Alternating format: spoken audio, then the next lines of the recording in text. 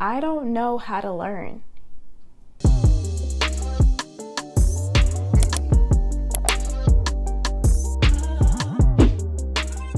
What's up, guys? It's Jasmine, but my subscribers call me Jazz. And last week I mentioned that I finished my first semester of grad school, and I wanted to come on here and share 3 things with you guys that I learned from my first semester. And let's just jump right into it, because I feel like this is a very interesting and important video, because it can help any of you who might even be an undergrad. So let's go ahead and start. The first thing that I realized, the first thing I realized from being in grad school is that I don't know how to learn. Like, that sounds weird, but I feel like I truly just never learned how to learn for myself. Basically, the structure of my master's program is you have a professor and they don't do any teaching. They are just there to help you if you need help understanding a concept, but they don't teach you, they don't lecture you. They give you a reading assignment, or maybe you have a discussion post, and they're there to grade your work. That's pretty much it. And it was very new for me, because usually, especially in undergrad, you have a teacher who is sitting down, or not sitting down. You have a teacher who, you're in a classroom setting, they're explaining the information to you. But with this program, I'm doing all of that myself. So because of the structure being very independent, especially because it's online, with it being so independent, it taught me that I don't really know how to take information and conceptualize it into knowledge. And I talked about this in my difference between a master's and a bachelor's degree video. It's right up here if you want to watch it. But since the structure was so independent, it was like, what do I do with this information you're telling me to read? I didn't want to feel like I just knew a bunch of random facts, basically. Like, how do you turn random facts into knowledge? So that's where learning objectives comes in. And learning objectives is not a new thing. But because in undergrad, usually you'll have a learning objective in undergrad. In the syllabus, it'll list out all the learning objectives. The benefit that I had in undergrad was, even though they gave you all the objectives, your teacher usually would at least talk to you. Well, if they were nice enough, they would talk to you about what to expect on the exam, or they would even give you a study guide. So you didn't really pay attention to learning objectives. Plus, they were presenting the information to you. So they kind of gave you a structure on what to focus on based on what they were presenting to you during the lecture. And so you kind of get in the habit of ignoring the learning objectives altogether. But because of this whole independent thing where I'm the one who has to gather the information and I don't have somebody presenting it to me, it helps me realize that I do better in face-to-face environments. The whole online do it all yourself, I don't like that, because it's like, what's the point of a professor if they're not gonna lecture?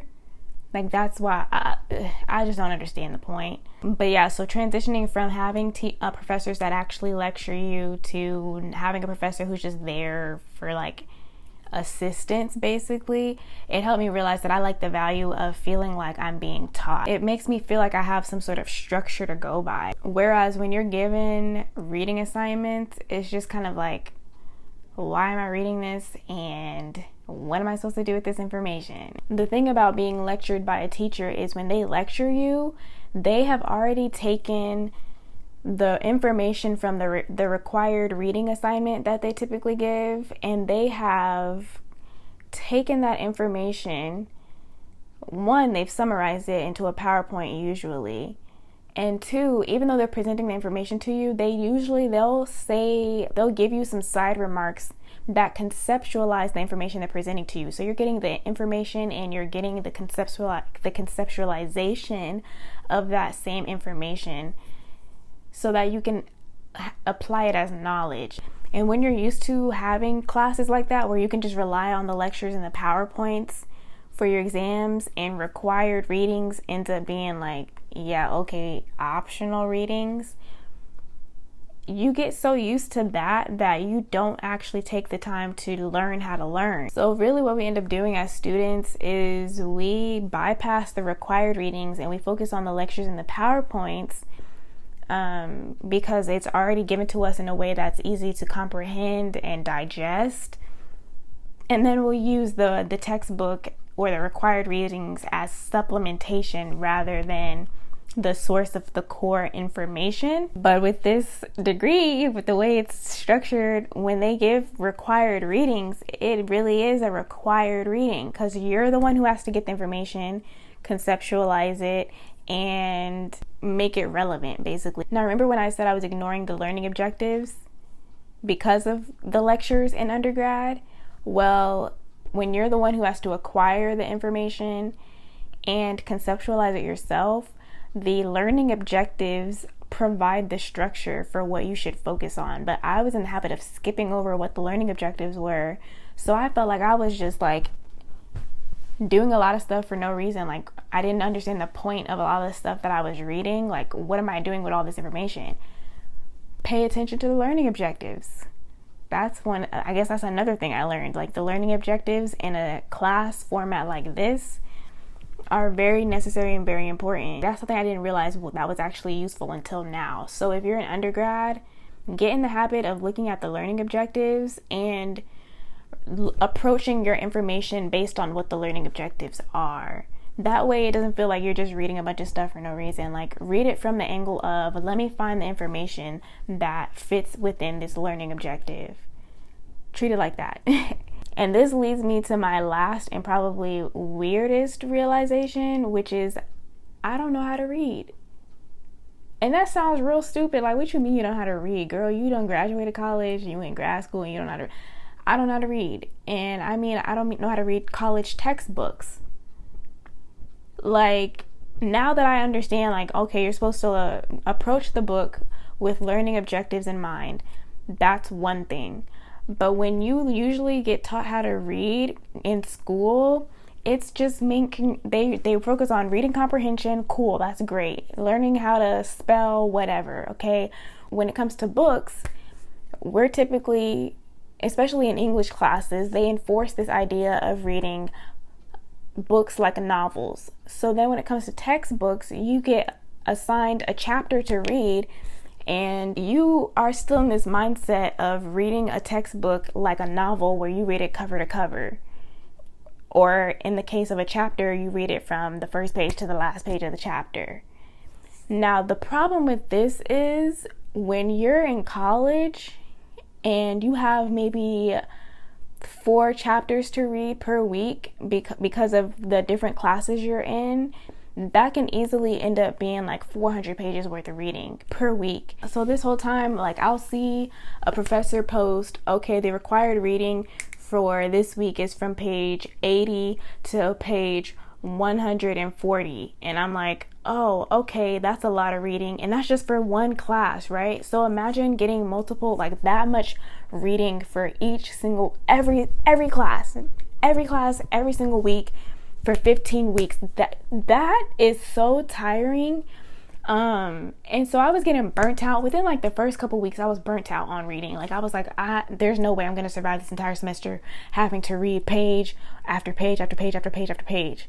And then I realized when I was talking to my uncle, and I mentioned this in one of my vlogs really early on in the semester, like, he looked up how to scan a textbook because he's doing a PhD right now. And he was like, there's no way I'm getting through all this reading. And so he looked up how to scan a textbook. And like back then I was like, yeah, how to scan a textbook. And I never really applied it because I was skating by with like doing my discussion posts. You know how like you'll do an assignment and you'll scan the textbook for the information you need for the assignment? That's what I started doing because I was like, y'all not finna stress me out with all this reading.